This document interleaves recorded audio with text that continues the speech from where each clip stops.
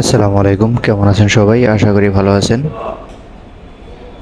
আজকে আপনাদের মাঝে আবারও চলে এলাম ঢাকা, চট্টগ্রাম এবং সিলেট ভিএফএস গ্লোবালের আপডেট নিয়ে। আজকে কতজন ভিসা পেল এবং কতজন ভিসা পেল এবং কতটি পাসপোর্ট ডেলিভারি হলো সেই সম্পর্কে আজকে আলোচনা করব।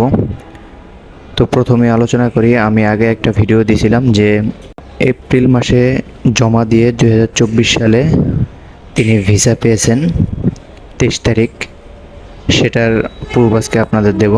এই যেই ফাইলটা, এই ফাইলটা 4/4/2024 সালে ভিএফএস গ্লোবালে জমা দেয়। ভিএফএস গ্লোবালে জমা দিয়ে 23 তারিখে,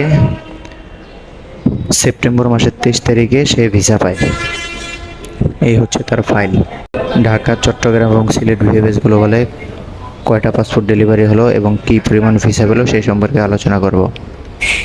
প্রথমেই চলে আসি সিলেট ভিএফএস গ্লোবালে। আজকে আনুমানিক সিলেট ভিএফএস গ্লোবালে মোট ডেলিভারি সংখ্যা ছিল 4টা।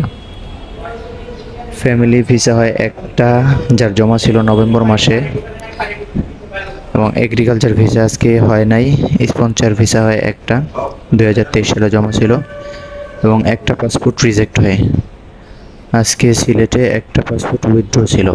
এবার চলে আসি চট্টগ্রাম ভিএফএস গ্লোবালে। আজকে চট্টগ্রামে মোট ডেলিভারি সংখ্যা ছিল 11টা, যার ভিতরে ফ্যামিলি ভিসা হয় 2টা, যেটা জমা ছিল নভেম্বর মাসে, এবং এগ্রিকালচার ভিসা আজকে হয় নাই।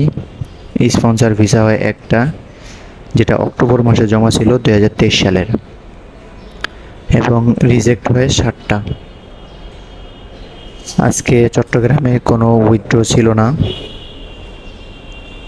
এরপরে চলে আসি ঢাকা ভিএফএস গ্লোবালে। আজকে ঢাকা ভিএফএসে মোট ডেলিভারির সংখ্যা ছিল 16টা। 16টার ভিতরে ফ্যামিলি ভিসা ছিল 4টা, যেগুলো জমা ছিল জানুয়ারি মাসে 2024 সালে। আজকে ঢাকা ভিএফএসে এগ্রিকালচার ভিসা হয় একটা, যেটা জমা ছিল সেপ্টেম্বর মাসে 2023 সালে। স্পন্সর ভিসা হয় 2টা, যার জমা ছিল ডিসেম্বর 2023 সাল।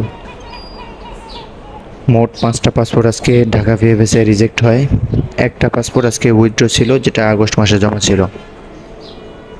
এই হচ্ছে আজকে ঢাকা, চট্টগ্রাম এবং সিলেট ভিএফএস গ্লোবালের আপডেট।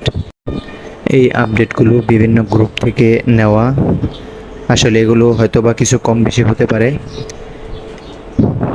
তো আল্লাহ হাফেজ, সবাই ভালো থাকবেন। আবারও চলে আসবো ঢাকা, চট্টগ্রাম এবং সিলেট ভিএফএস গ্লোবালের আপডেট নিয়ে। সবাই ভালো থাকবেন, আল্লাহ হাফেজ।